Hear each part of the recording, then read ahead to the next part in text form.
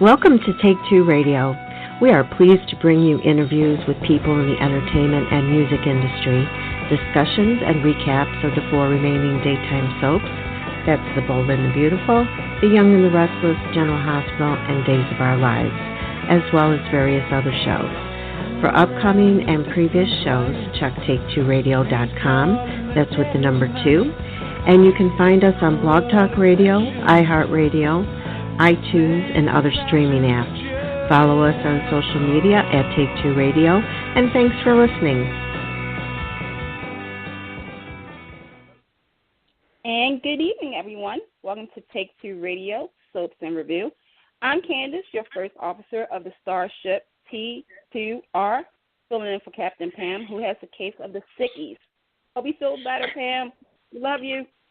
Lieutenant Anthony is traveling the soap galaxy, but joining me are Lieutenant David. Hi. How are you? And Lieutenant, I'm good. How are you? And, of course, the fierce, the fabulous Lieutenant CAROLYN. Thanks, Candace, for the intro. Never been called a lieutenant before. I have a new title. Okay. You know, it's just, a little something. Hope you're having a good week thus far. Okay, David. You can introduce our guest now. He has arrived. Okay. Tonight we are joined by TV and movie actor Michael Swan, who has appeared on some of your favorite primetime series and appeared in the movie Friday the 13th, Jason Lives. However, daytime fans will remember him as Duncan on As the World Turns and as Adam on The Bold and Beautiful.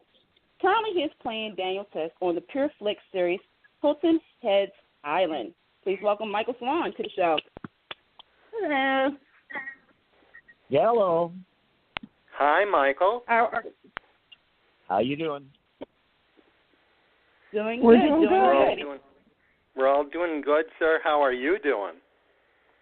I'm doing great. It's a little hot here in L.A., but, it's hot in lots of places, so we just try and stick around where there's air conditioning. I hear that. Amen to that. Mm-hmm.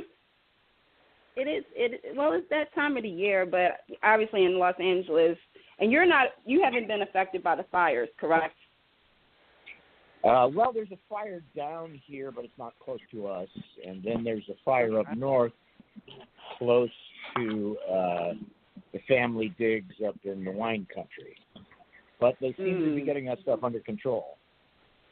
That's good. That is good. That is some good news. Well, I mean, this for me, I'm going to kind of go off the track real quick. This is an honor for me personally because, like I said, As the World Turns, I grew up watching it with my great-grandmother and my mother. So to talk to you, sir, is an honor and a privilege. So I just wanted to get that out of the way. My pleasure, Lassie. So we got a lot to cover. So we're going to talk, obviously, about the current series, Hilton Head Island. And CAROLYN has a few questions for you. Okay. Hi, Michael. How are you? Okay. I'm CAROLYN Barefoot Blonde on Twitter, but I couldn't find you on Twitter. I don't use Twitter. Oh, okay. Well, it's a I leave Twitter entirely up to Donald Trump. Oh. Okay. Well, we won't go there. I'm pretty much an Instagram guy. I'm not even much of a Facebook guy anymore, even though I know Facebook owns Instagram. I just like the platform better. It's faster. There's not as much politics, and I've been sticking to Instagram lately, and that's about it. Oh, and are you under your name, Michael Swan? Swan actor. Oh, okay. Yeah. Okay. Well, it's a pleasure talking to you. I've been a fan since the late 80s when you were playing Duncan on As the World Turns, and this is a thrill for me. Oh, good. And it's great to talk to a boomer. We're boomers. Okay. Okay. Could you tell us how you got to play the part of Daniel on Hilton Head Island? How that came about? It came about from a phone call, asking me, telling me about the project and asking me if I would consider doing it. And we talked about it, and it sounded, because of the technology that's being used, we're doing a lot of experimental stuff technically, and that fascinated me. And so I said, and I read some of what was there. I said, sure, let's do it. It's a patriarch part. And now that I'm an old man, I guess I should start playing patriarch. Well, it looks fabulous. So, and you're doing a great job. I'm really happy to see that you're doing this. I'm sorry? Some of season one? Have you seen some of season one? Oh, good. Okay. Yeah. Well, the first, as you know, the first part of season one, it was rough work for me because my character had a stroke in the first episode. So for 6 or 7 episodes, I just got to lie in bed and listen to people. Kind of easing your way in. That was great fun. Yeah, they paid me for. I actually fell asleep a couple of times.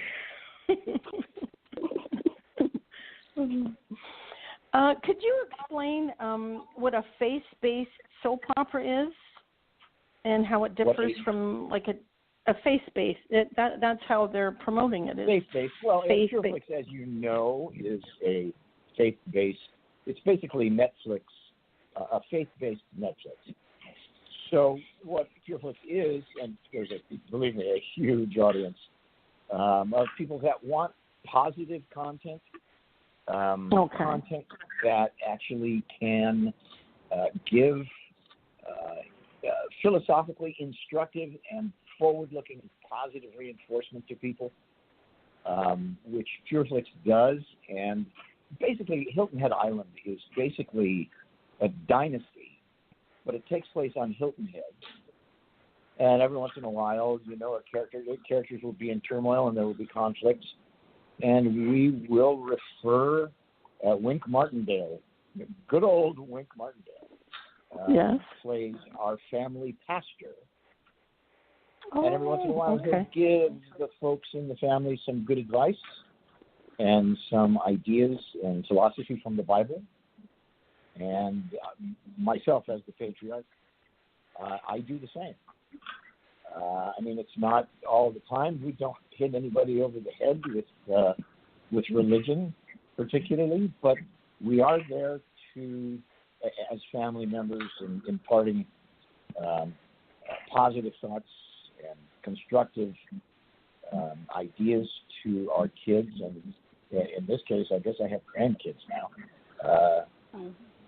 And we do it through ideas of faith and philosophy of religion.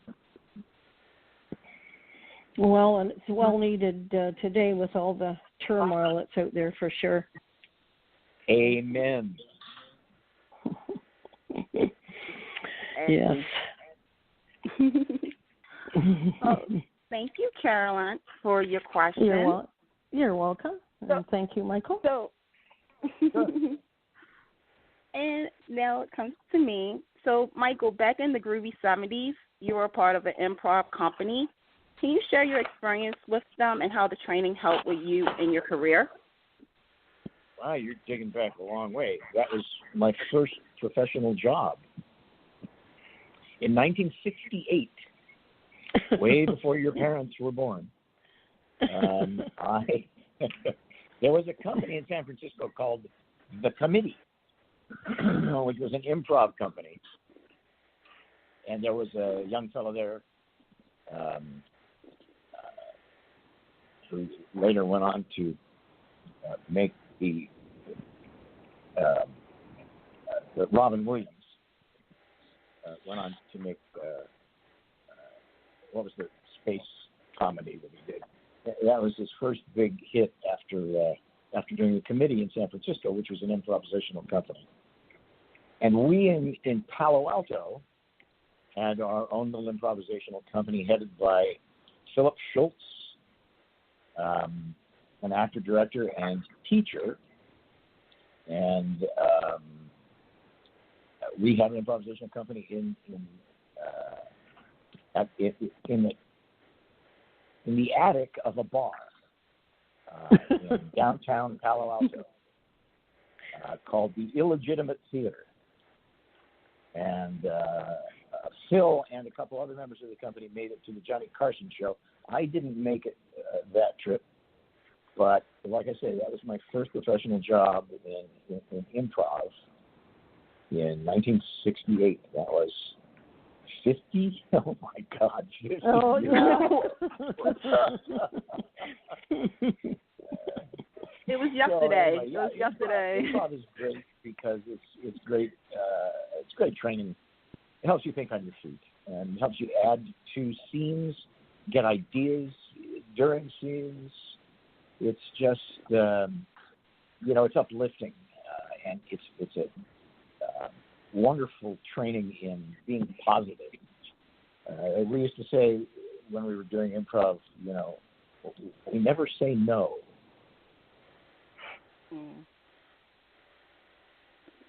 That's a good lesson right there. Never say no. Yeah.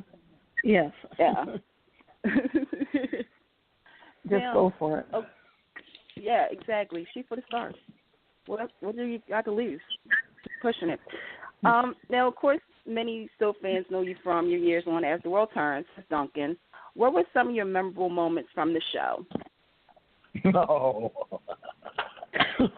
I was there almost 10 years. I have so many memorable, fun, funny, great moments with Maggie Reed, who played Shannon, with Tamara Tooney, who played Jessica, with Colleen Zink, with so many members of the cast. We had a great time on that show. And across the street was Jimmy Armstrong's Saloon, and that was my office, my home away from home. Oh. So, a lot of us would make the trip to across the street to the corner and share the day's fun. And so many great stories. I can't just even sing off. I guess probably the most fun, extraordinary thing that Drunken McKechnie did was we did a location shoot in Puerto Rico where my character got to run around with his shirt off for a couple of weeks. So we all got a kick out of that, running through the jungle. It was a tough life. It was a tough life. And I think that's when we killed Tonio for the first time. Oh. Yeah. Now, I use the phrase memorable moments. And one memorable moment that As the World Turns fans will remember was when Duncan received the famous Shannon Shrunken Head. Oh. Yeah. Here's the thing. I have to be completely honest. Because I like I said, I grew up watching soap. So as a young child watching that was like, wow. Can they really do that in real life? So it was a tough job because the evil Lilith McKechnie had shrunk Shannon's head, and we were doing the scene, and the props handed me a tennis ball that had hair on it, and I had to emote over this tennis ball with hair on it and pretend that it was Shannon's shrunken head. Yeah, that was a memorable moment. Believe me.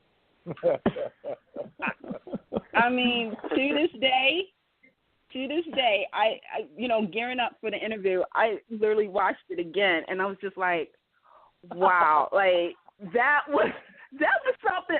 Look, we know that soaps are all about the romance and the drama, But that was just one of those moments that just separated the show and the characters from everybody else, if that makes any sense. That was part of the genius of Douglas Marland, who was our head writer. And, Doug was one of the founders, really, of the genre. Yeah, he was. Along with Bill Bell and Agnes Nixon. Doug invented the character of Duncan McKechnie. Mm-hmm. And I was honored that he offered me the role. And, I just went from there. Anything Doug wanted to do was fine with me. It was my job to fulfill the writer's intention. And Doug was a genius. And some of that stuff, the Haunted Castle, the Shrunken Head. And then, Doug got very kind of serious and sort of socially aware. And so Tamara Tooney and I had the first successful interracial relationship on network television. Yeah. And we also had the first interracial child on network television. Yep. Bonnie. Yeah. Mm-hmm. So I went away. Duncan went away, went back to Scotland. And then I guess it was about 6 years later, Bonnie, who was 1 when Duncan left, all of a sudden was 20 years old, and they asked me to come back. These kids today, they grow up so fast. Yes, they do. My daughter, yeah. So that's how soap operas work. I think that's called SORAS. Soap opera, rapid aging syndrome. Yep. The best. I work at a daycare, and one of the parents actually today said, I really wish my kid was on a soap opera so I can avoid these terrible twos. And I'm like, okay. So you want them to be 16? It was like, no, just 4. I'm like, okay. That's very funny. Do you still, Michael? Do you still keep in contact with anybody from After All Times? I do on social media. I have stayed in touch over the years with. That's both beautiful, not world terms. I stay in touch with social media. I stay in touch with Maggie. Although we're at the opposite ends of the political spectrum, I don't let that get in the way of my respect for her. She works very hard and is very successful as an actor these days. And you guys should talk to her, actually. I see Martha Byrne probably once a year. She comes here a few times a year, and we get together with some of her other friends like Kim Schreiner. And we had a big get-together last year with, there were a lot of people there, including Bill, Josh, William, he's big-time actor, big-time movie actor. I'm having a senior moment. Played, actually played Lily's brother. Was it? Yeah. Okay, I think I've seen that. I think I saw that photo with everybody, like the reunion, a little reunion. It was like on social media. Right. This was about a year ago. Yeah. It was great. A lot of great people. Yeah. Because I like, not to take away too much time, but I also wanted to point out that, of course, obviously when As the World Turns was canceled, that was like another big hit to a lot of daytime fans' hearts. How did you react to the news when you heard that As the World Turns was canceled? Well, I had been away for so long. The last episode of World Turns I did, I think, was in 2002. Mm-hmm. And we went through a thing of where we thought for a minute when that was happening that Duncan was going to come back because they were doing a whole story with Bonnie in Scotland. Right. And so we thought Duncan would be there, but somebody somewhere, at the network or Procter & Gamble or something said, no, we're going to do it without Duncan. We only want young people. Oh. So ageism kind of crept into soap operas in the late 90s, early 2000s. So everybody all of a sudden got very young all the time.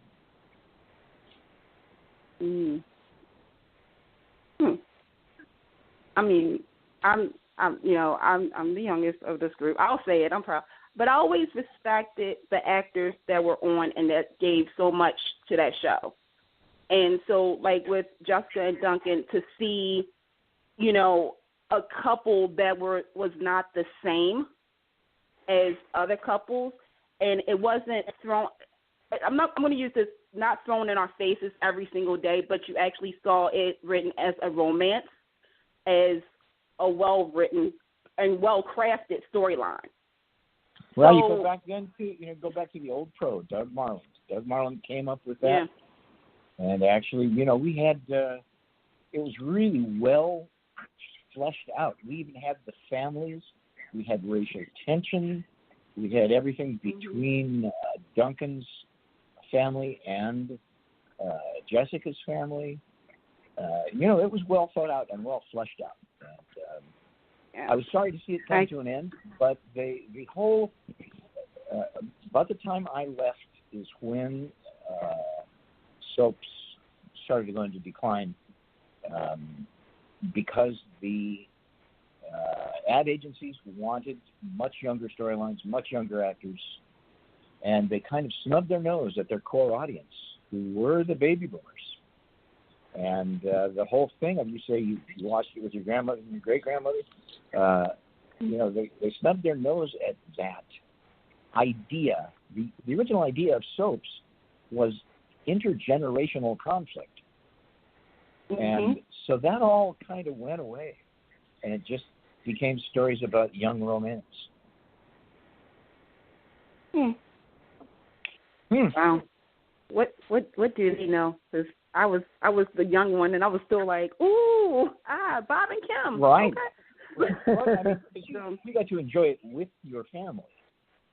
Yeah. Yeah, we did. I even enjoyed it, like you said, like my mom, like my great grandmother. Of course, always joking around saying that she introduced everybody because she listened to it on the radio. And then when my mom was born, this tells you something. My mom was born when it started on television.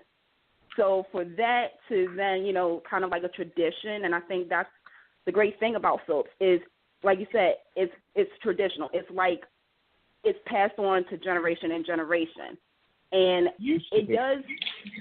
Yeah, used to be.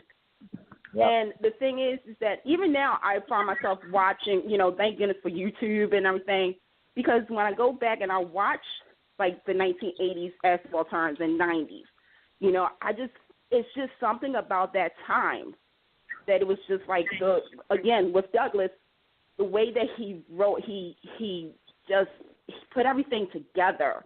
It was about the family, it was about the conflict, but it wasn't overhyped. If that makes any sense, but you're exactly correct.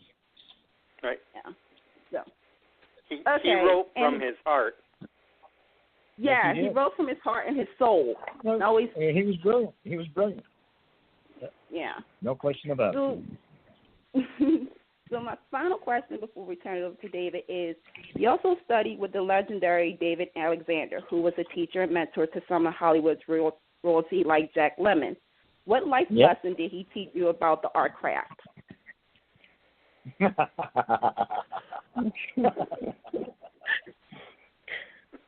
Well, let's see. I don't know if there were any life lessons that David handed out, except that, there was a lot of craft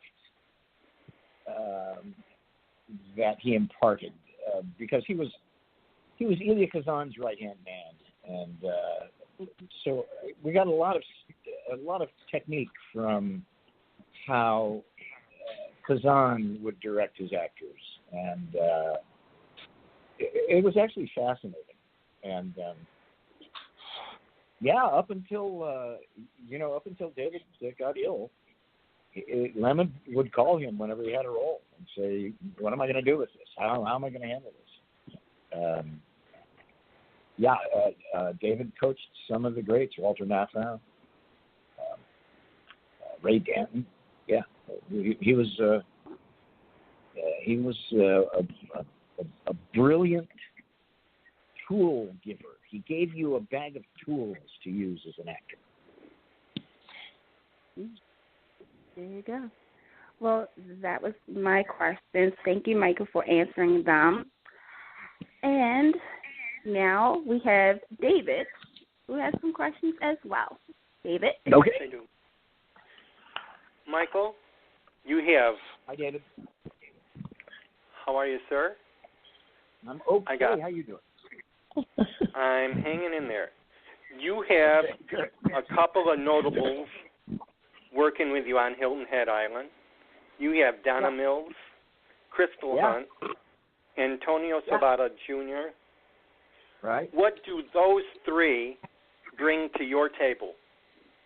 Well, and then also this new season 2, which is coming up in a couple months, you will see Linda Gray, Sue Ellen from Dallas.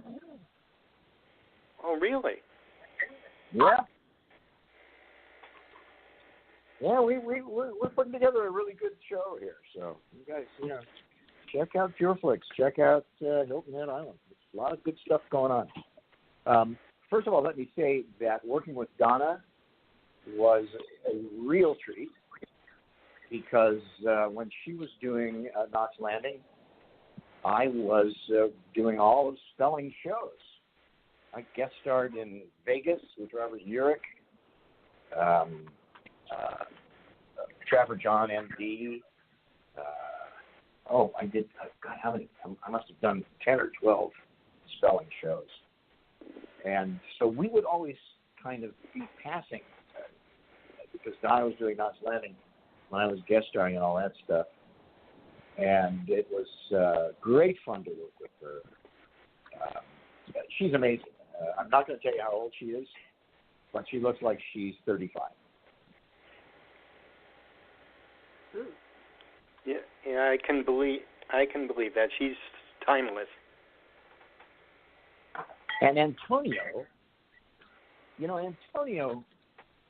unfortunately, was a victim, as I have been, of political blackballing. Oh, really? Yeah. And so that's why Antonio is running for congressman from Ventura and doing extremely well. Plus, I saw that, yeah. He's such a wonderful actor. And it's fun that he's playing my oldest son. And we have a great deal of respect for each other. And, he kind of reminds me of me when I was 30 years younger. Well, you can give him some pointers. Oh, I don't know about that. No. Actors don't really give each other pointers. Unless it's somebody that's really new, or the old.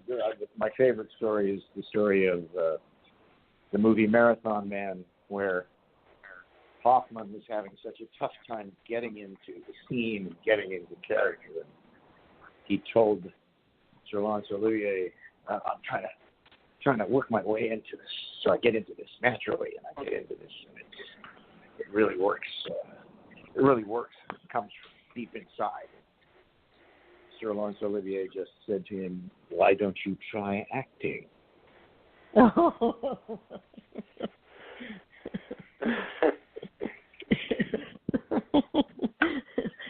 Good point. Yeah. Good point. So anyway, actors I don't give anybody pointers unless they ask for them. I have a funny story about that. Years ago, I was doing an episode of Policewoman, and Joan Collins was guest starring.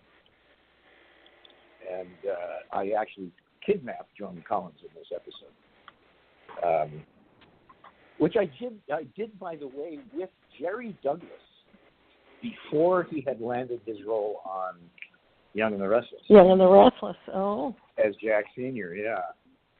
So he and I were a pair of bad guys on this episode of Solution. And then Joan Collins took me aside and said to me in between takes, what do you use for your acting? What do you do? Give me some tips.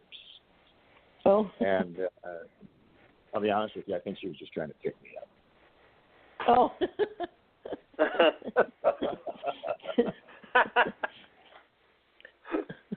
So that's that's my giving actors tips stories. Oh, well, see, Joan wanted some pointers. Yeah, I know. Yeah, maybe. Yeah, exactly. I don't know. Now, my final question there, Michael, is more of a philosophical type. Uh-oh. Because you've been in the business long. 50 years this year. Yep. So, in daytime alone, what have we accomplished everything, and what have we accomplished, and then what do you think we have left to accomplish? Really good question. You know, like I was saying, it was so interesting what Doug was doing just before he passed away. He was becoming very socially conscious. So he did the whole interracial story with Duncan and Jessica. And he also wrote back at that time, AIDS was rampant and raging. And he wrote an AIDS story as well. Yeah. So there was a lot of social consciousness, which somehow, I mean, I haven't watched a soap. I'll be honest with you, I haven't watched a daytime soap in probably 10 years. So I don't really know what's going on. You guys can tell me. I don't know what's really going on. They're afraid to go near the real meaty story. Right. I think it's because of focal groups or something. Yeah. Maybe, yeah, the focus group, yes, the good old focus group. Don't touch that. Yeah. That's so, right. Yeah. I think that we were going there, and we were starting to do that. Certainly Douglas was. And I think that when, you know, the whole thing happened, you guys know who killed soap operas, don't you? I have a good idea. The key word here running around. The keyword here is killed. Yes. Who killed soap operas is O.J. Simpson. Yes. Yeah. Yep, that's what I've heard. The O.J. Simpson trial took the guts out of continuing daytime drama because he invented reality TV. Yes. So, and that's what happened. People with the pencils at the networks and the ad agencies said, look, we can do a reality show for a third of what we have to pay for continuing scripted drama. And it was already starting to happen that they were looking, the ad agencies were looking for a younger and younger audience. So, I mean, that's what happened to daytime television. And it's, you know, to answer your question, we were stymied right about the time that we were starting to get into important social ideas. And before the nation became so two-sided, you know, people were still actually talking and discussing social issues. Nobody does that anymore. And it's too bad. And I think that would be a good forum to really kind of let's start having these discussions again, kids. They've touched on them basically, but then when you get to a certain point, it seems to die down because they're afraid to go any further. Yeah. Right. Well, I think the important thing is just to start the discussion. I understand what you're saying about the focus groups, and yes, they are afraid to go any further. Maybe somebody will. Maybe somebody will have the the fortitude that Doug Marlin had, and kind of take a little one step over the line, as they say. Yeah, I think we have to. I mean, Michael, have you written a book, or are you going to write a book? I'm actually preparing to do so, even as we speak. Really? Oh my goodness, you have so many stories, great information. It will be a bestseller. Lots of stories and from several different careers. So yes, absolutely. A lot of stuff to. So I'll let you guys know when that'll come out, but it won't be next month. It'll be more like a year or so from now. Oh yeah, please let us know. Yeah. Can you tell us what it's going to be? What it's going to be about? It's all about me. Oh, okay. There you go. Yeah, there you go. It's about my career and my careers, plural, and the people I've met and the adventures that I've had. Oh. Now, about your Scottish accent, when you were saying about getting originally the part for As the World Turns, did you have to practice that accent? The real story behind that, and I'll give you this is actually in the book. Oh, one of the true stories in the book is, so I had been known for, especially in the voiceover world here in LA, for being able to do dialects. And so when they were considering me for World Turns, they had seen a test that I had done on for Guiding Light, which I had done 3 years prior. And so the head of daytime at CBS said, look at this guy. What do you think of this guy? We liked him in this test. He didn't get the job, but we really liked him in this test. And I'm pretty sure he can do accents. And so Marlon said, yeah, he's great, especially because we'd like the character to be able to do a Scottish accent. And so the night they flew, I was in Covington, Georgia, doing Friday the 13th, Part 6. And that's a whole other story involving the great Tony Goldwyn. I'll tell you that another time. But anyway, so they flew me from Covington, Georgia to New York to test for the part of Duncan. And the night before the test, the afternoon that I arrived in New York, I called the United Nations and got a hold of a guy from the Scottish Mission. And he agreed to meet me over on the east side at an Irish bar. And so I went over there and met him about 6:30 at night after he was done with his work at the UN. And we sat there and drank single malt Scotch whiskey. And I just repeated everything he said as he said it for about 2 hours. And that's how I really perfected the Scottish accent. Well, that's something. My mother-in-law was Scottish, and she watched the show. And great! she was spot on. She was right from Scotland, from Hamilton, Scotland. So she loved watching you. But you're not Scottish, right? Pardon me? You're not Scottish. No, I'm Irish. Oh, you're Irish. Okay. Yep. Yeah, that's. Well, Michael, it was such a pleasure speaking with you tonight, and yes, we know you probably have loads of things to do, so we don't want to keep you too long. But on behalf of Candice and Carolyn and myself, we thank you for joining us tonight. Thank you, guys. It was a pleasure, and please tune in to Pureflix and watch Hilton Head Island. We sure will. Thank you so much. Thanks. Good night. Have a good evening. Bye-bye. Good night. You too. Bye. Good night.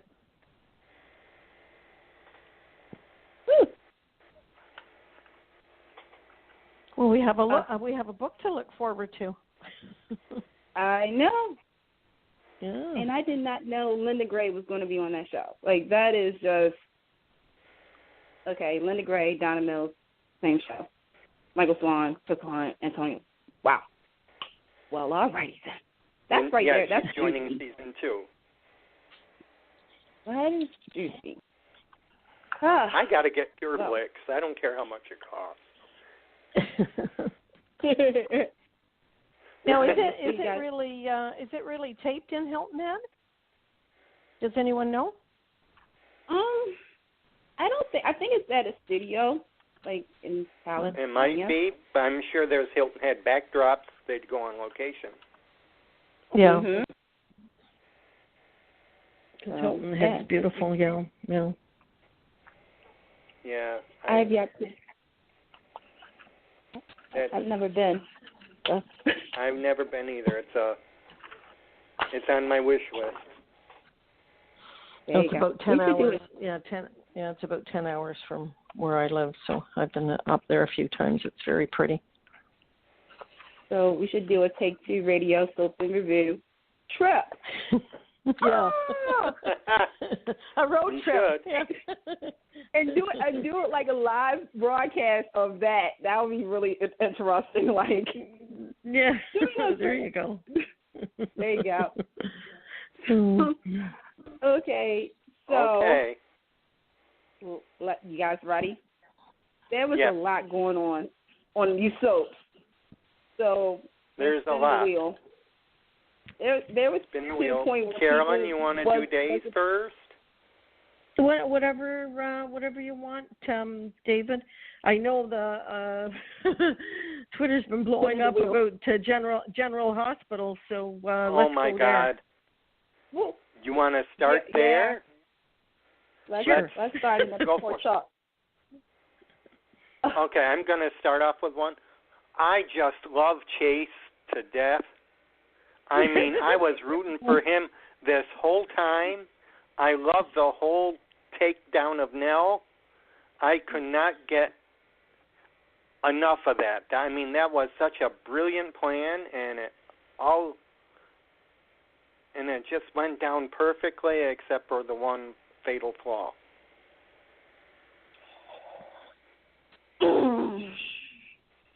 I'm gonna be a good girl. I'm gonna be a good soap girl today. I agree with. I agree. I like the character. I like how they introduced Chase. I like how they connected him to Nell. I did like how he did take her down. I just, I kind of wish we had a little bit more time to kind of explore that relationship. Just not their relationship, like just to get to know a little bit more. Like, even though we had the flashbacks, which is good, soap should do that a lot. Yeah. I felt as though we needed a little bit more. Like, I felt like I was like, okay, so what else? What else do we have? Like, okay. And then, I don't know. I mean, I'm glad they threw him. Like I said, I'm glad they put him and connected him into that story to be that, okay, we knew her character was coming down, and getting ready to go. I like how they just inserted him to be a part of that storyline. Yeah. But now you want to know. Now you want to know what they're going to do with him. Yeah. Yeah. I think that's the question that is the next step is, okay, you have him connected to a character already. Well, two characters, Finn and now Nell. And now, okay, what is the next step with this character? What's the evolution of this character going to be? So I think that's where I'm at right now. Good acting, though. Oh, he can sing. I have to agree with you there. I would have liked to have seen a little more with him and Nell. Mhm. More background. You're right there. But now Nell is leaving, right? I've been peeking a little bit, David. Oh, I'm glad. Yesterday was her last day, I believe. Oh, okay. On the air. Okay. But she has already left the building before that, so. Yeah. And I'm gonna miss Chloe. I hope they bring her back because we know she switched the baby.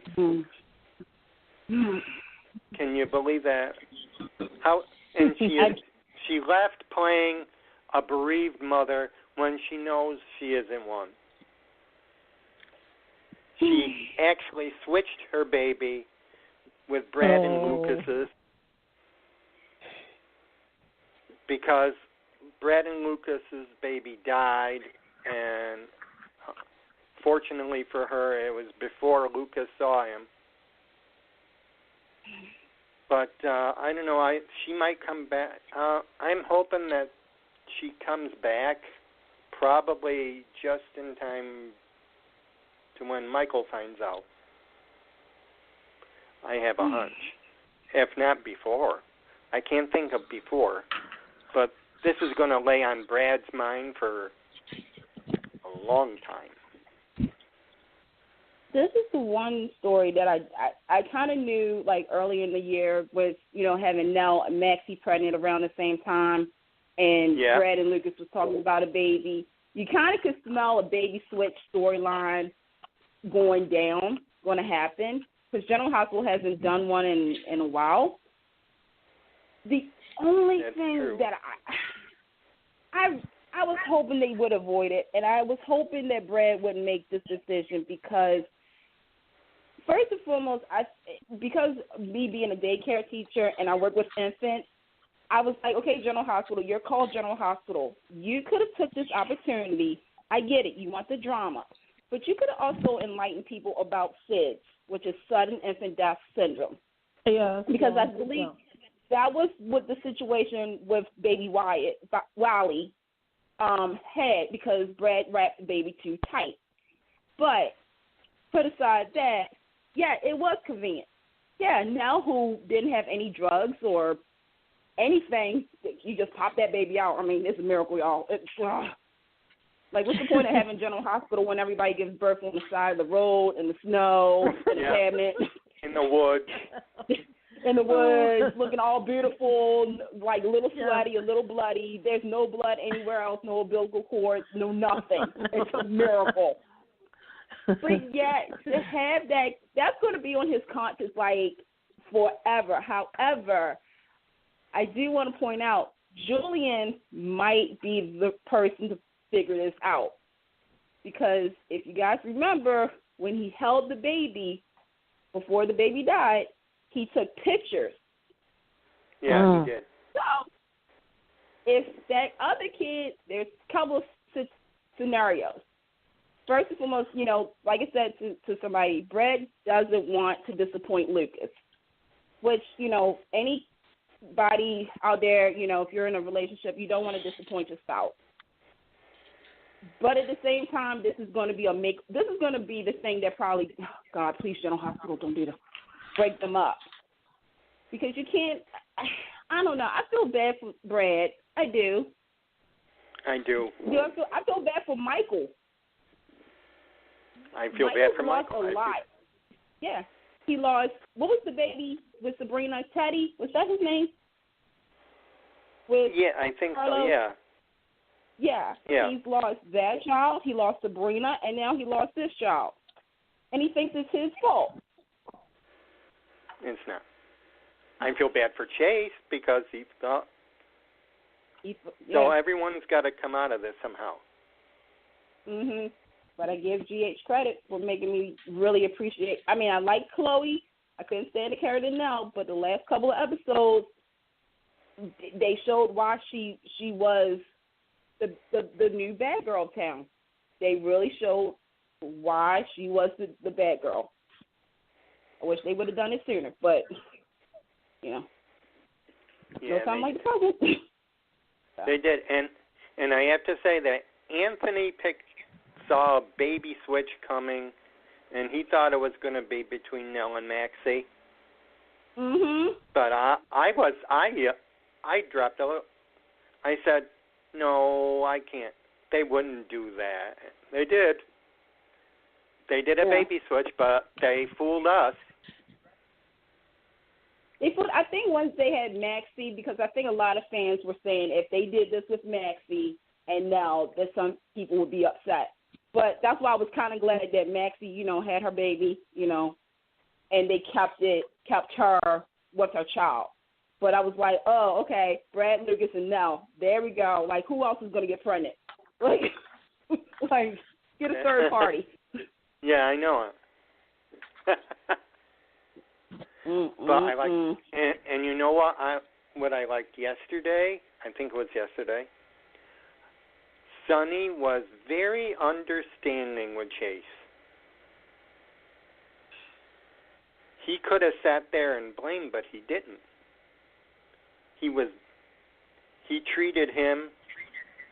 Sonny treated Chase with kindness. When he was expecting to get all heck from Sonny and Carly for the loss of the baby, he didn't. And he says, and he's right, because it's a life lesson that you can't, no matter where you are, you can't prepare for everything. You're always going to get a surprise in your life, and you have to be prepared to own it. And even though he was the most innocent casualty, had to pay for it, and unfortunately, until we find out that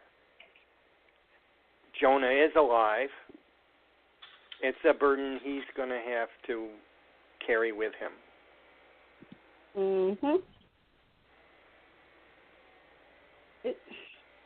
This should be a real interesting storyline, the story arc, I should say.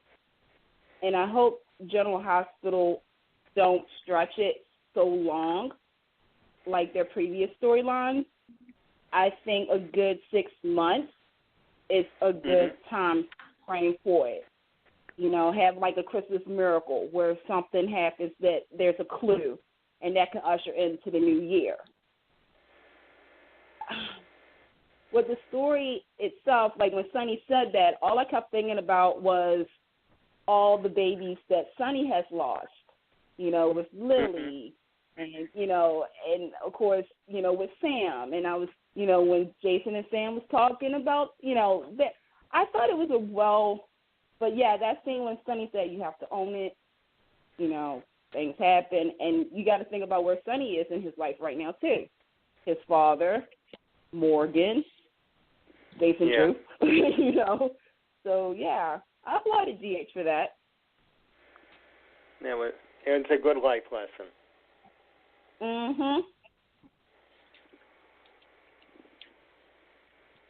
That's where all the heat's been at on GH. They gave Chloe a good send-off. Yeah, they did.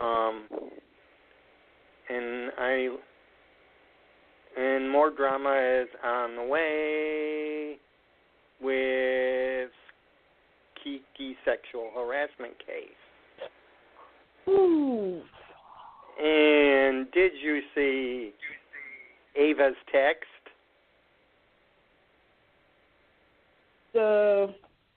I didn't see that part because we got an interruption. Just saying. You got an interruption? I got an interruption. Franco texted Ava during the trial and saying that Kiki and Griffin had sex.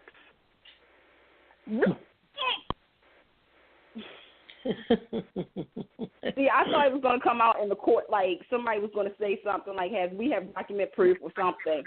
Oh, my. No, as you left it, Griffin has taken the stand, and that's where they left it. Ooh, okay, I'm not ready for this. I'm not. Okay, yes I am. Mara West, get that Emmy nod, girl. Haley Aaron, get that Emmy nod. This is, you know what? The truth of the matter is, I mean, I give it to General Hospital for doing the Me Too storyline. I got to give it to them. But half of me was like, okay, somehow, some way, the secret of Kiki and Griffin is going to come out, and I hope, and I actually said this, I said to myself, so, please don't let this come out during the court trial, because that, oh, wow. All right, GH, come through. Give me that Cliffhanger Friday stuff. And Scotty is doing his best to throw the case.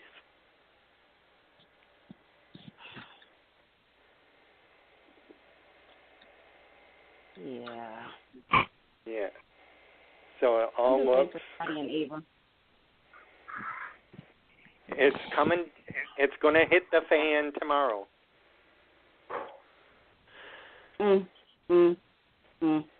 Told you. These folks have been good. Yeah. Like the last couple of episodes, they've been really like, oh my God. Okay. Good old pork chuck. Never disappoint.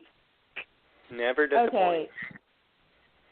So I guess we'll save the Summer of Sin for later because I know everybody is the Summer of Sin.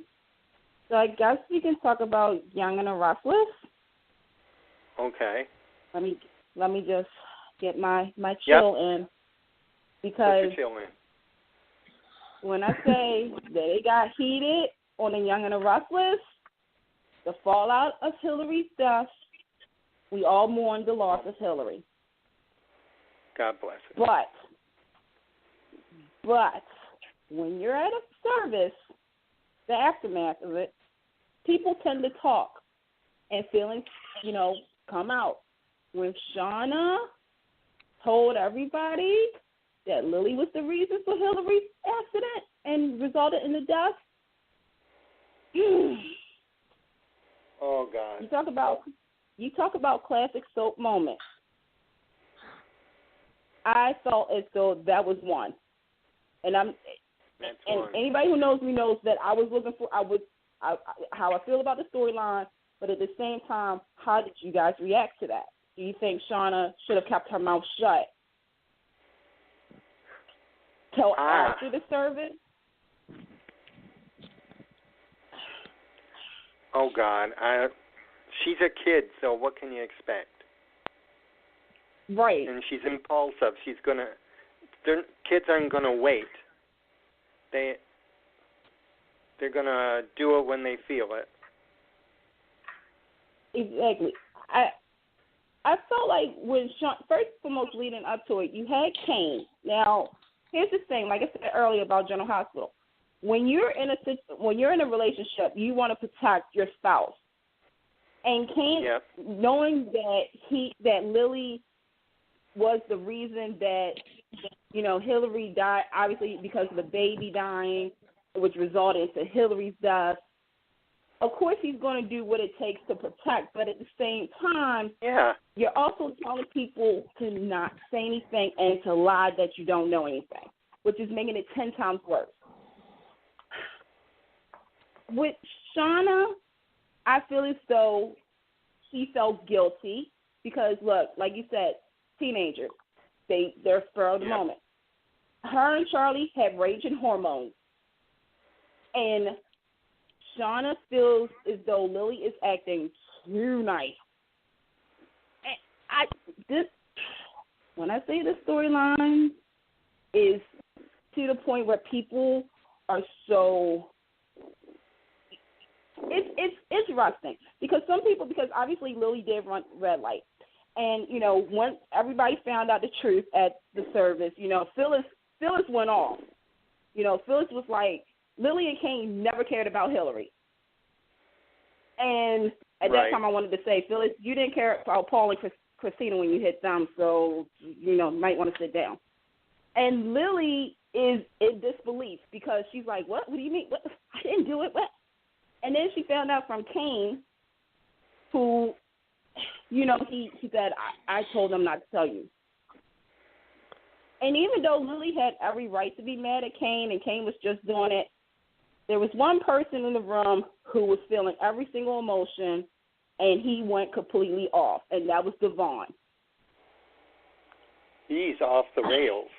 Of course, he's he's grieving. Mhm. And that just added more fuel to his fire. Right. I mean, the thing is that, you know, this is a man who, in the last couple of months, has been slowly rebuilding and reevaluating his life with Hillary and trying to make a life together. You know, Hillary had to learn that, hey, she can't change for anybody. She can make some modifications, but Devon had to be the one to really make that road towards for them to get back together, and of course the baby and everything. So of course he's happy, he's feeling all these emotions, like I have the woman of my dreams, and then I'm going to have a baby, and then all of a sudden it gets derailed, like they were gone. So he hasn't really had a moment to, in my mind, process everything. And then on top of that, you have this reveal. So now he is 110% pissed at Lily. Not so much with the kids, not so much with Kane, even though he was mad, but it's at Lily. And of course, she gave a statement, which Lily, sometimes you gotta keep your mouth shut, honey. I love you, but sometimes keep your mouth shut. She gave a little more than she should have. Uh-huh. Oh, my God, that tore me up. 20 years for double vehicular homicide. Uh-huh. And this is what's interesting, because this storyline, like I said, a lot of people aren't feeling the fact that they had to kill the character of Hillary. But like I said, you know, it was a decision. It was made. We need to move a little forward. The thing that's getting me is I kind of want Young and the Restless to go and do it. To, like, have Lily be knocked off of her pedestal for a moment.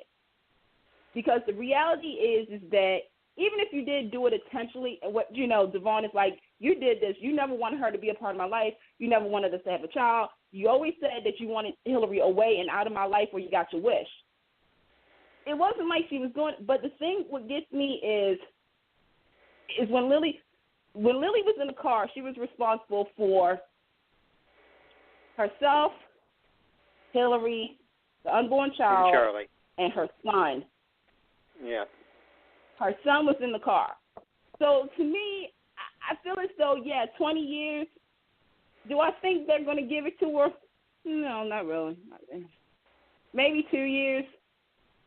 Because, you know, it's a soap. And then if it's something we don't know. But, when Kane was trying to say, well, that's good, Paul is handling, he's our friend. And I'm like, no, Kane, you don't understand. No. And like Michael said, Paul Williams is the chief of police. There's no friends here. And I think Kane is scared. He knows what this means. He's afraid. He is afraid. And so Lily is trying to, I think she's in denial a little bit too, because she's constantly trying to really, she's not giving Devon that space. Like, okay, Lily, you need to kind of cut out just a little bit. Like, he's mad at you. Like, right now, he doesn't see you as a sister. He doesn't see you. He sees you as the person that killed his unborn child and the woman that he loves. And that is the big story right now. This is the umbrella storyline on Young and the Restless, because it's also trickling down to the reunion of Jack and Phyllis. I just got a smile on my face. You think it's heading that way? Oh, yeah. Because the thing is, Billy is I'm gonna be a good soap girl here. He's being a complete douchebag. That's what I'm calling him, douchebag. Thank goodness. I have to be really good. Yep. Billy is, that's pretty much the term tonight for Billy Abbott. Douchebag. He's willing and dealing, and this is why I kind of saw this coming, that Billy was going to revert back to his old self. He's never wanted to be responsible for Jabot. He never, if you really think about it, he's trying to really put a stamp of his own on that company. Is it a good stamp? Time will tell. Right. What he really should be focusing on is Phyllis. Because Phyllis is getting major attention from Nick, Jack, and Billy. Wow. It must be good to be Phyllis. I guess. Yeah. I mean, and then, of course, you got Summer. Summer, who just wants to take it away.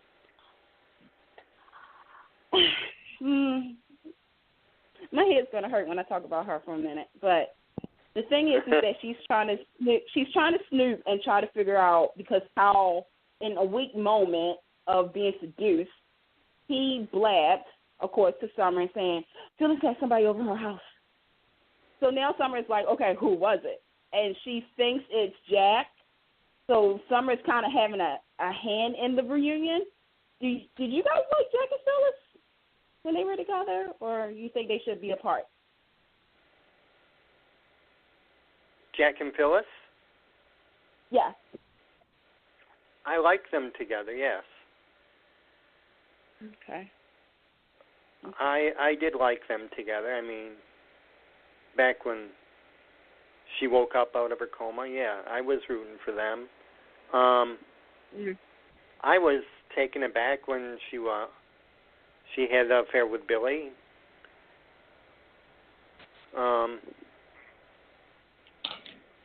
And that had its repercussions, and it's still going on, but I think what it is, Summer's got the wrong idea. She's got the wrong man. Mm-hmm. She thinks it was Jack that was there, but we know who it was. Mhm. But she, in a way, she is fueling Jack's fire. Yeah. I do see them getting back together. I do. I always liked Phyllis and Jack. I did like Phyllis and Billy for a minute, but when they kind of took away Phyllis's characteristic, of her, like, Summer's acting more like Phyllis than Phyllis is acting like Phyllis. Yes. So to me, that's like, yeah. And Jack is acting like, well, Jack, smiling Jack a little bit. So you had that happening, and finally, I guess, the other situation is, well, pretty much the big story on Young and the Restless is the whole, what's going to happen to Lily. Will she get 20 years? Will Devon and Lily's relationship be the same? Not really. No. Well, what will happen next? And I think a lot of people are trying to figure that out. Like, what's going to happen next? But I see it was maybe a suicide attempt. The thing is that you can see that. I can see it. I feel it, but I don't know how far away. If she gets those 20 years, if they actually do sentence her for that, even though it's her first offense,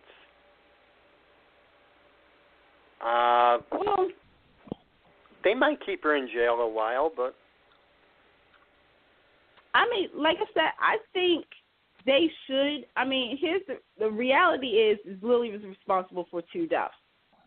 Okay? You can't spin it any kind of way. Did she mean to do it? No. Should she kept her eyes on the road? Yes.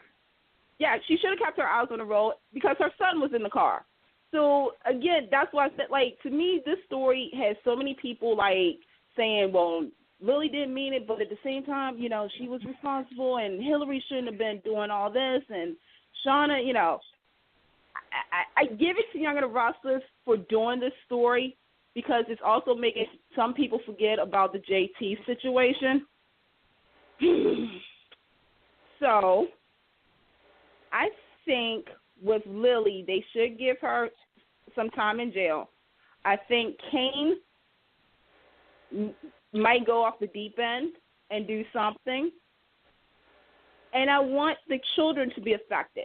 I want this to kind of play out in a way like back in the day when we had Lily and Daniel going to Ron and Phyllis and Nick and Drew and them was like, I kind of want, in a way, maybe Lily can run away. Not run away, but just leave town or something with Kane. Just going to Ron, even though that's going to make it even worse. That'll make it worse for the kids. I mean, yeah. It breaks my heart. It breaks my heart. Yeah, it breaks my heart to see this because, like, I look at Devon and I'm like, man, you lost everything. And Lily, as many times as her and Kane has been through the Richter, they still have a family. And Neil, like Neil said, he knows where Devon is coming from. But he also has to remember they're all family. But sometimes that's not going to help. Yeah, he's completely torn. So that's what's happening in the GC on the Young and the Restless. So that's Young and the Restless. Yep. So again, let's see, Bold and Beautiful. Okay. You don't have Bold and the Beautiful? Carolyn, you with us? Yeah, I'm here. Oh, He's waiting for the summer sin. I'm taking it all in. She's waiting. She's getting the tan, and she's getting ready for the summer of sin. Yeah, it was about 98 degrees here today. See? Sinful. Yeah. So, with Bold and Beautiful, for Bold and Beautiful, what do we have? Oh. We have a surprise.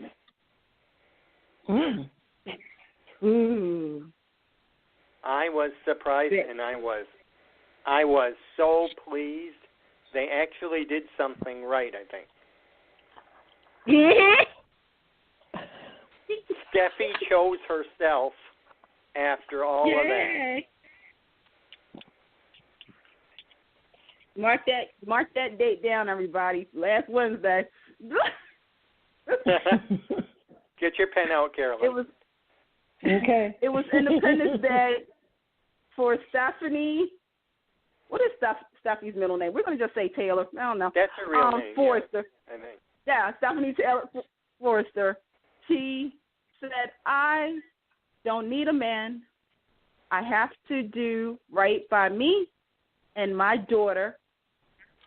And she needs to change that daughter's name to Phoebe, I'm just saying. And she needs to take care of the company. And she is going to do this on her own. And if somebody wants her and wants to fight for her, that's fine. If she wants to be by herself, that's okay. Can I just say, as a soap viewer, I stood up. I was like, thank you. Hallelujah. Yeah, hallelujah. I was standing up with you. Yeah. They needed to do this. I think I don't know if they were listening to us. I don't know. But that scene was perhaps I'm going to just say it, one of the best moments this year. So of having her be independent. Will it last? I don't know. Yep. And didn't you love it, the scene where the three of them were together and they said, we're beyond that. I said, because she says, I've seen what it was like as a child between my father and Taylor, my father and my mother and Brooke, and I don't want to do that for my kid. Let's all three of us rise above it.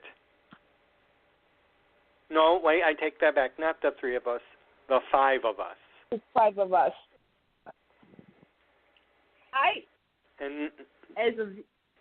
Go ahead. It was a milestone. It sounds like it was a milestone. Oh, yeah.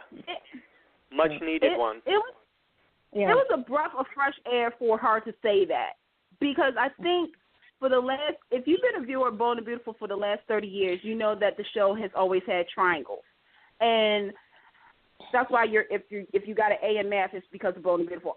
Anyway, the thing is that over the 30 years, like, you know, even Bill said it like a couple of weeks ago to Steffi, is like, do you want to be like your mother and be waiting for, you know, the man to come back 30-something years, go back between another woman and you? Like, you're better than that. So in a way, Bill kind of did say that too, but I think for the last 5 years, it's just been, for us fans, it's like, okay, Steffi, Liam, Hope, Liam, Steffi, Liam, and it's like, okay, ping pong, that if they don't have the guy to, and the thing is, these are soaps, and, you know, the women are watching this, so I was waiting for either or Steffi or Hope, because Steffi has a child and Hope has a child in the way, to kind of say that line. So, yeah, it was surprised. I was stunned when Steffi said all that. I was completely stunned.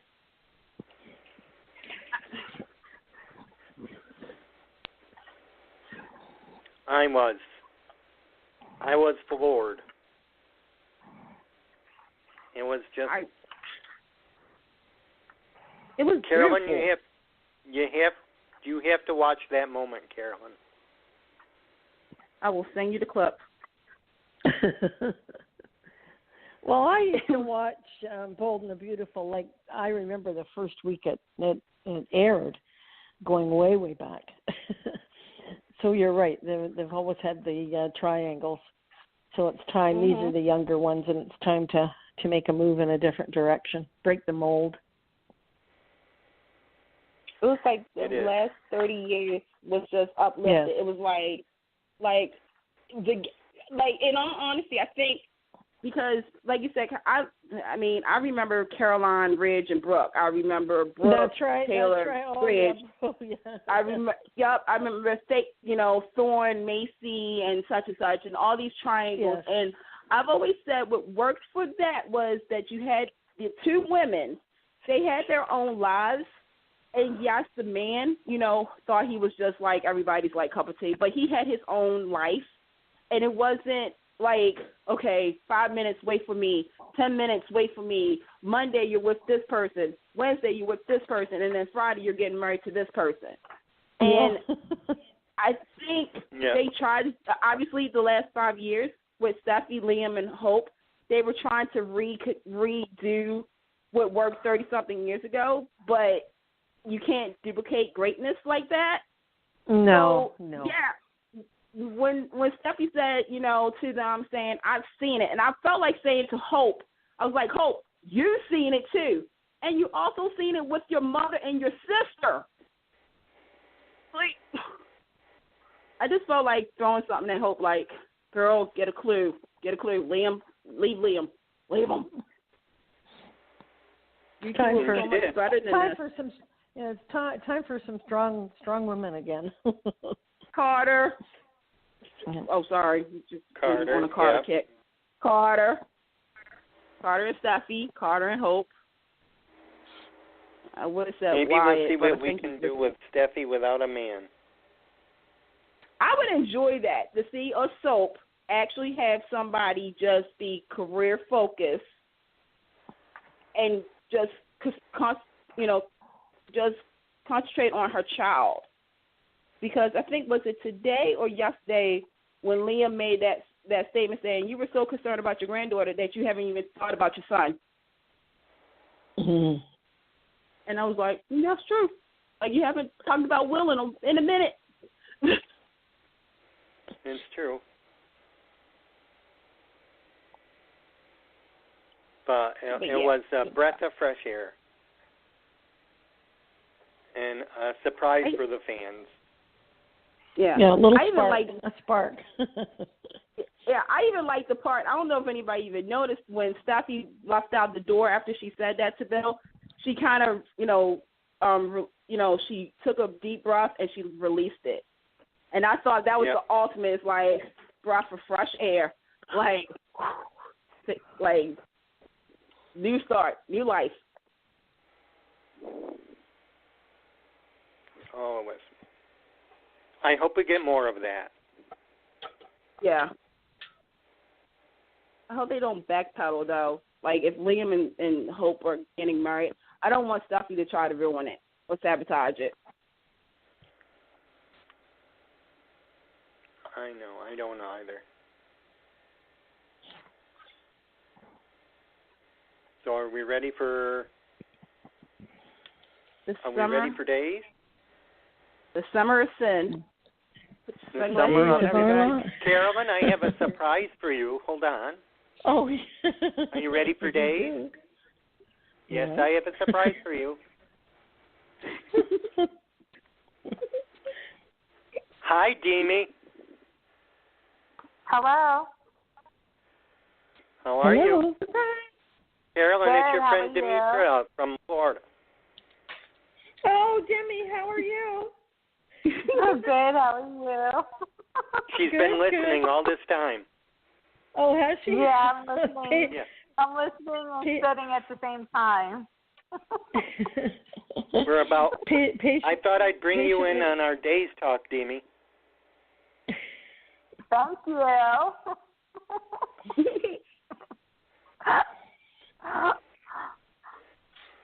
So what's the most exciting part of days that you like?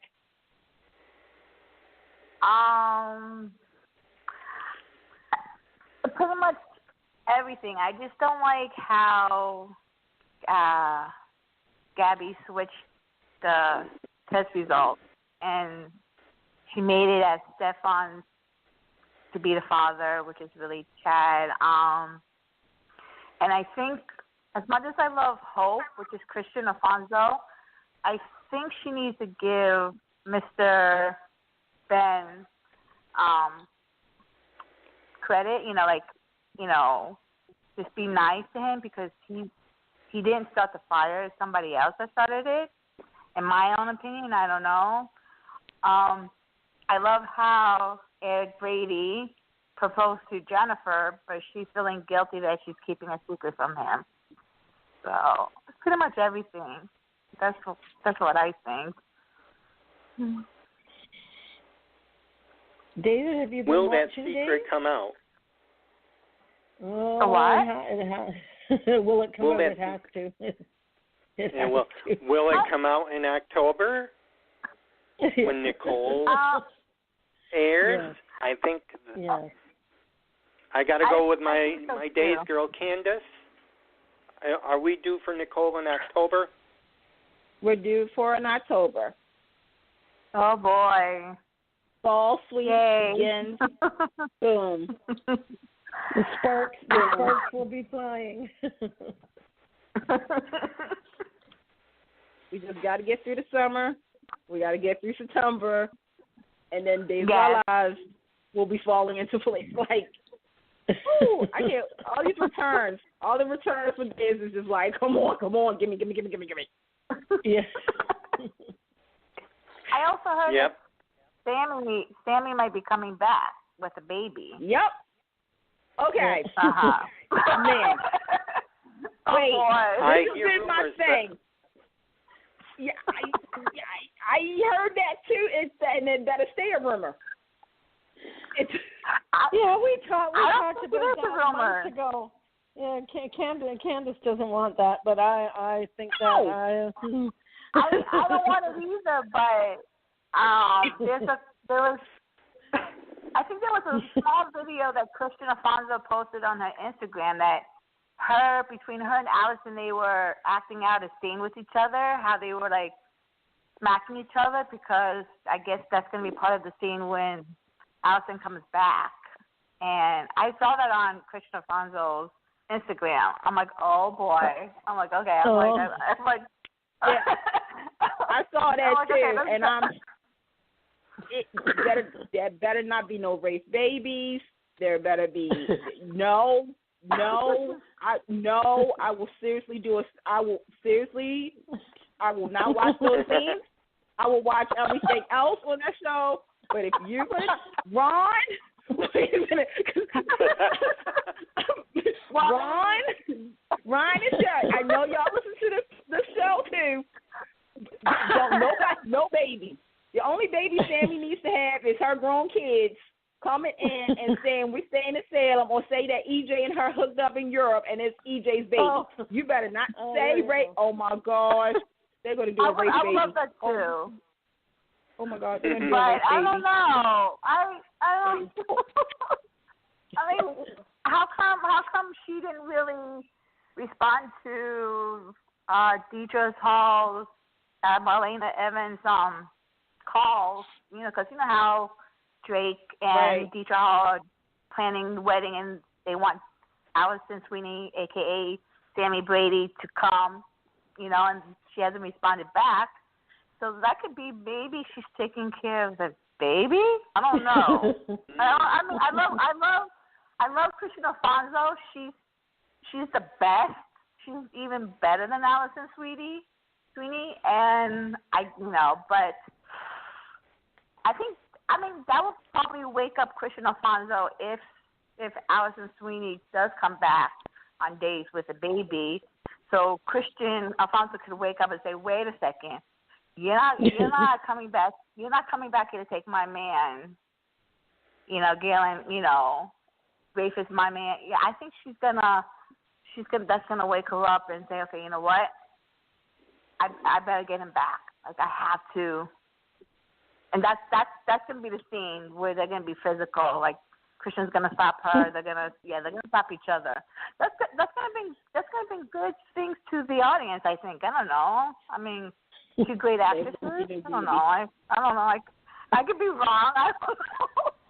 No, I mean, you know, honestly, like I've seen the rumors and I've heard the rumors that Sammy's going to come back. Obviously, we all know that Rafe and Sammy had sex. We all know what that sometimes can go up. Of course. And but the thing is that they were on the break. Yeah, thank you. They pulled a race of Rachel and Ross. Yup. But the thing is that, I mean, as much as everybody has said Rafe needs to be a father and should be a father, and I get it. He does great with kids. But no. Yeah. No, because Sammy, I was thinking about this. This is like my biggest pet peeve. I mean, look, I love Sammy Brady. She can come in like a hurricane. But no baby, please, no baby, no baby, no racist Sammy baby, no, please, I'll take anybody else, but no. I mean, like I said, maybe that's gonna wake up Hope and realize, hey, you know what? This is the time that I'm gonna fight for my man. And I'm gonna, I don't know. I mean, it will be good. They need to do something to shake them up. They do need to do something to shake up, Hope a bit more. Rafe. I mean, they need to give Rafe a break. Is what they need to do. And no baby. Oh, jeez. But Rafe should have a baby. Rafe and Hope should have a baby. Who cares how old she is in this show? It's a show. They can have babies in a soap. I mean, come on. If Sammy could have a baby with anybody, Hope could have a baby with Rafe. I mean, they'll make cute babies. I don't know. I'm hoping for that too. So I mean, anything can happen, I guess. Father. Anything is possible. I guess anything is possible. So back to babies. Did everyone see the scene yesterday with Stefan and Abigail? Yes. When the baby was. Yes. Oh. Yes. I think Abigail needs to go back to the hospital and retake the test, because since Gabby switched the test results, because at first it is Chad's baby, but she was in the office with the other doctor, Steve. Oh my God, I can't. Kayla, Dr. Kayla Evans. Yeah, Kayla Brady. Right. She was in the office with her, then she left, and then Gabby opened the results, and she saw that it was Chad's baby, and she switched the results. So I'm thinking they need to go back to the hospital, redo the test, because it's really Chad's baby. It's not Stefan. It's not. Well, it's all this time. Oh my goodness! And Because it is Chad's baby. You know, it's just, you know, Gabby just wants to get back at Abigail for what her personality did to her, you know. And I think that's wrong. But that's all going to catch up to her at the end. And I think she wants to get back with Chad. So there's a lot of dynamics well, that's there. not going to happen. That's not going to happen. No way. I don't think it's necessary her getting back at Chad. What's the rumor what's the rumor that he's leaving? Yeah, that got confirmed. Yeah, it got confirmed last night after weeks of rumors online that Billy Flynn is leaving Days of Our Lives. Wow. Yeah, he's leaving. Are they gonna replace him? Well, here's the thing. We all know that Marcy Miller, who's currently on right now, is Abby. She left the show. And that Kate Mancy is back. She's filming to do Abby. But what they said about Kate was it was only a short term for Abby of her playing the role of Abby. So people maybe the two of them. Yeah, maybe the two of them. They're going to probably. But leave. what's the mystery? The mystery is like maybe 2 months ago. Billy said he wasn't leaving Days of Our Lives. That he had signed, I guess, a new contract. So there's some mystery. There's a mystery, and we got to get Scooby-Doo on the case to figure this out because there are a couple of alternatives about why. Why? Right. One is after the 13-week cycle, they have that option to let them go. Mhm. Well, maybe he didn't. Maybe he didn't like the direction. Maybe he didn't like the direction that it was going to go. The fans love. They love Chad and Abby. They just go crazy. Yeah. So I think bringing Kate Massey back is I don't know. I can't see that. That's my opinion. I can't see it working. It's just flipping back and forth. Is it just Billy Flynn leaving or the character? They're saying Billy Flynn is leaving. Yeah. All we know is that so he's you think I don't might know replace him? You might replace him? I mean, I don't think. Here's the thing: if we're not going to have Abby, things could change. If they're not going to have Abby, then I guess it would kind of make sense to not have Chad. What I'm saying? Like have them go off, and then maybe down the line, maybe return. I mean, I don't. I'm going to get in trouble for saying this, but I just think. Say something. No, I'm just thinking about the fact that story-wise, there's, how every soap sometimes it's supposed to rotate like to different people and stuff. I think with the Chad and Abby storyline, it is kind of hitting that point where it's like, okay, we have the baby switch story, and like you said, I agree. I think Abby should go to another clinic and get a result because two things is going to happen. Abby's going to leave thinking that child is not Chad, or they go off together. But it's also the time frame because if they take 6 months ahead, so Kate's already there, and the announcement we don't know when Billy his final, So there's some mystery with that storyline though. But I'm going to miss him. I think he's a fabulous actor. He was. Yeah, he's terrific. And the thing is, a few people know now. Kate knows what Gabby's done, so there's Gabby, and there's someone else knows the truth. Who else I knows? think Dr. Brady, because she had the result on top of her desk. And then they're gonna play it for a while, and it's gonna come out. But it's gonna come out, and Gabby's gonna go back to jail. for doing that. And then it's not looking good for Gabby. No, and then Kate is going to go down too. Yeah. Kate Butler is helping her. So yeah. Oh, I love this soap. This soap just full of action. I mean, I never had a chance to watch the other soaps. I mean, General Hospital, I used to watch it like in the 90s, and then when everybody left, I stopped watching it.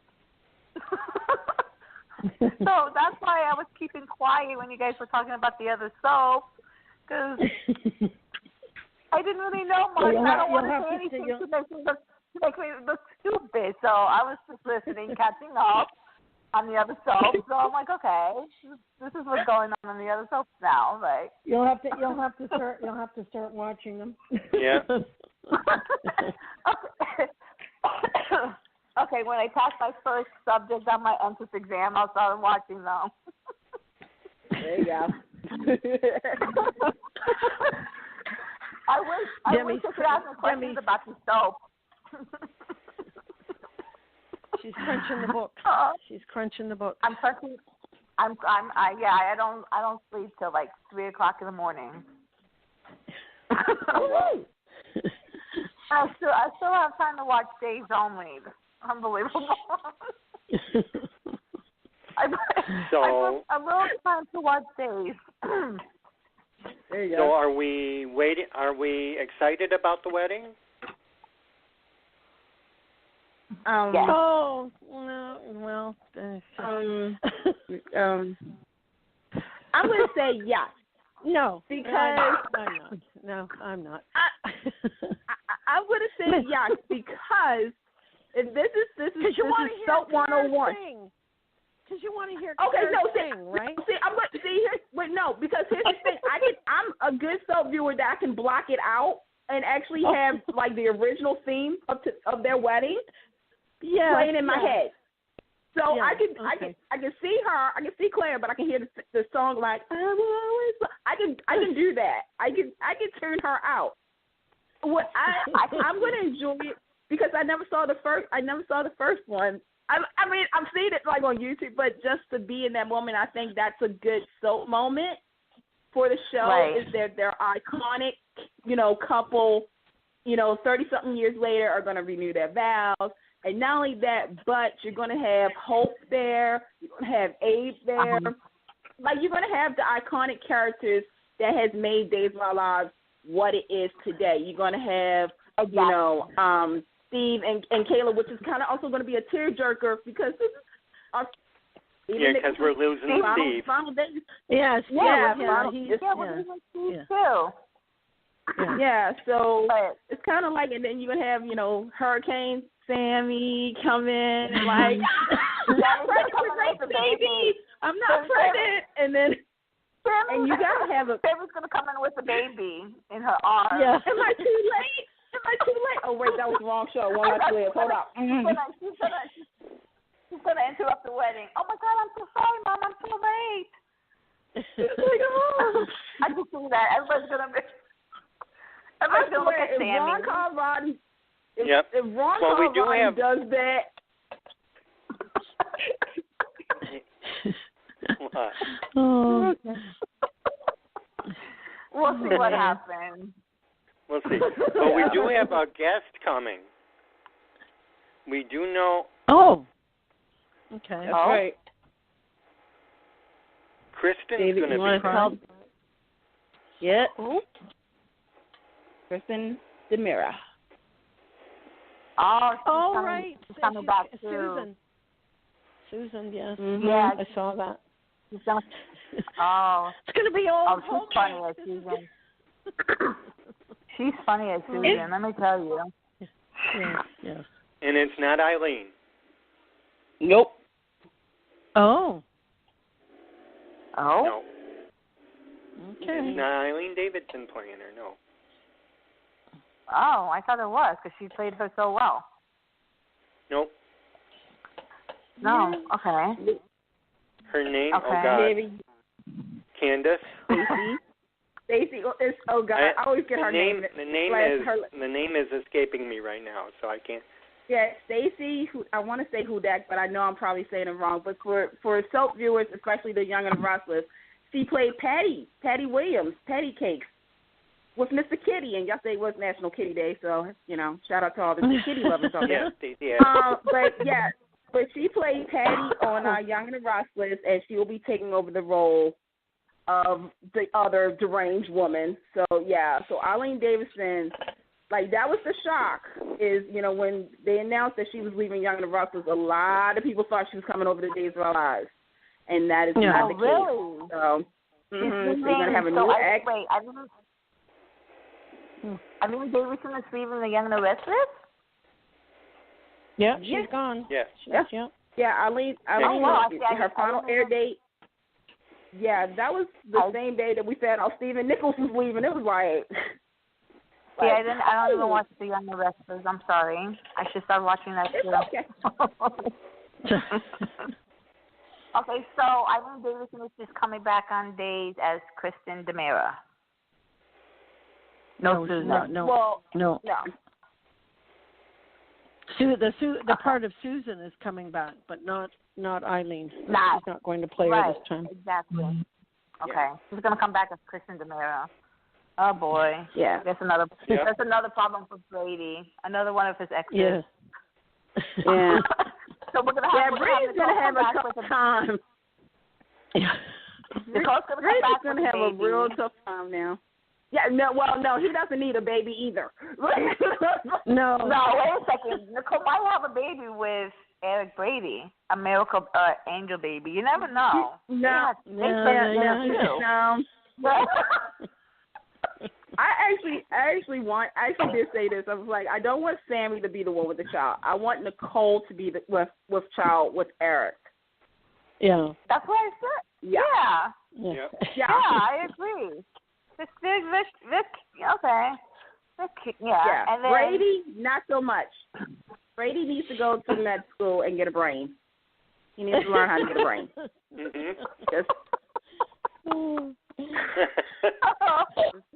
Oh God. Well, guys, we have to wrap. We have to wrap up. Yeah. And Carolyn, you have been brave to withstand all four. Thank you, David. Well, I've been peeking on Twitter and a little bit on the TV, so I'm easing in. General Hospital. I told you I knew that there was a firestorm the last couple of weeks. I've been following. I'm glad you appreciate that, David. Thank you. Yeah. And if you need a brief summary, you can contact one of us on social media. We'll be glad to help you. I'm at the library. We'll be glad to help you at the power play. Okay. Yeah. I'll even act out a few scenes from the last 20 years if you need me to. I can do it all, crying and everything else. So I'll keep you guys in mind about that. Yeah, where's my Emmy at? That's what I need. Oh. Okay, David. Wrap it up. So on our next show, we will be back on 2 weeks from today, which is what, 9th, 16th, 23rd? 23rd. August 23rd. Okay. August 23rd. Okay. And dishing on the soaps. We're going to dish on the soaps. Hopefully Anthony will return in time. I hope he's okay. We'll pray everything's okay. Is he still at camp, or do you know? Yes. Yeah. Oh, okay. He's at camp throughout August. Okay, well, we'll forgive him. Yeah. And definitely sending out love and prayers, and get well soon wishes to Pam. Mwah, mwah, mwah, mwah. I know. Yes, Pam. Yeah, feel better. Yeah, and let's hear it for Candice for taking the lead tonight with the interview. You did a great job. You did a great job. Yes. Thank you. I couldn't do it without you guys.